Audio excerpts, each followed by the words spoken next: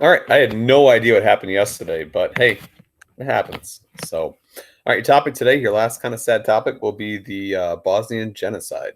All right. So, tragic event, but I learn from history so we do not repeat it again. It's always the goal.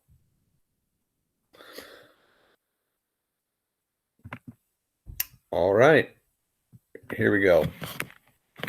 So, as we're covering this thing, my first few years as a teacher, I was at Kentwood, and Kentwood had a large population of Bosnians. So, when they were in my classroom, I kind of let them teach this lesson. They're the ones who told me the stories and just incredible, sad detail. They're oftentimes the ones, they were the survivors, of course.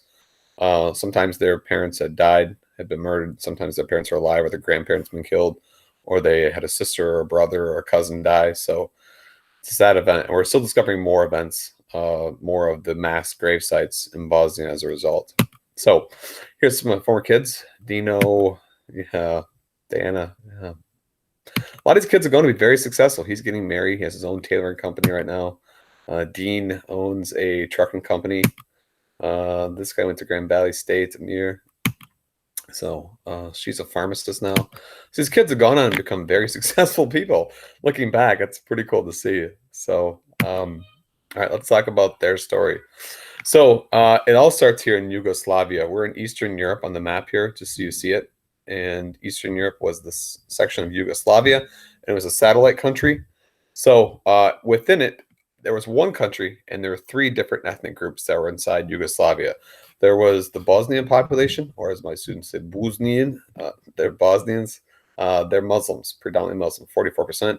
You also got the Serbians. They are over here in the eastern section of Yugoslavia, 31%. And there's a small population of Croat, 17%. All right. So this combination made them, they were unified in the Soviet Union. But when the Soviet Union falls, these three different groups that don't exactly like each other are going to have some problems. All right. So 1991, the Soviet Union falls and it grants Yugoslavia its independence. You see this interactive map here. So they break away and they have their own little area. Bosnia declares its own independence in 1992. And there's some war, of course, immediately fought over different areas. Serbs want different areas. The Bosnians want different areas. But the Serbians have a larger military, and this is when they really strike out against the Bosnians. And they start murdering them in almost a genocide fashion. So here are the two people who are in charge of this this genocide, if you will. They basically go from 1992 to 1995. And they were the ones who were going after the Bosnians. Slobodan Milosevic is the president. He was in charge of Serbia, and he's the one going into the area of Bosnia, grabbing more land and executing people. And then this guy, Ratko Mladic, was the military leader.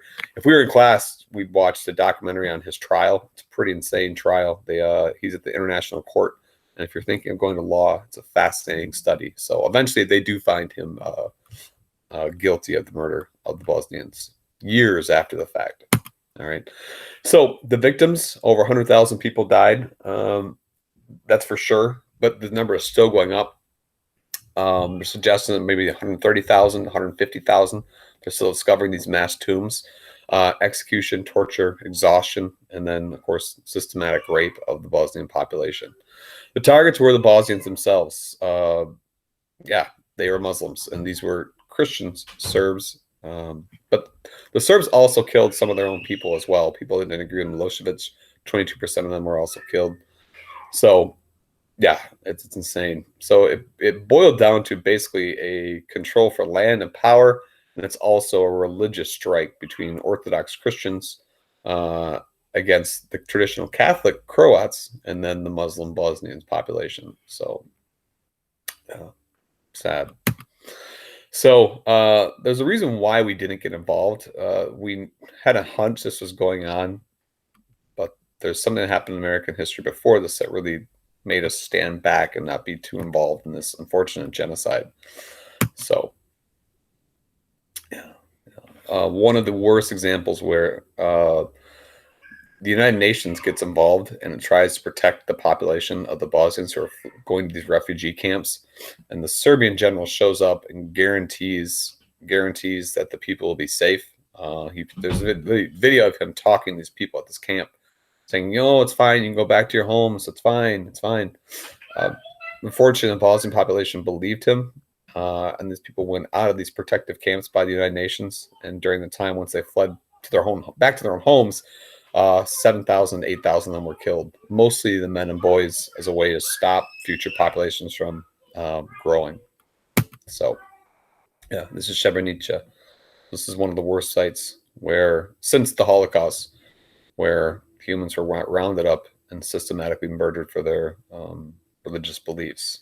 So, and the documentary, they have to go individual by individual, constructing them. It's pretty easy to do because they're all basically in a pit, and they're just put into the pit and killed and buried. So, but every single person has to be documented. It's this guy's job, and several others, to go back and examine the human remains, the skeletal remains.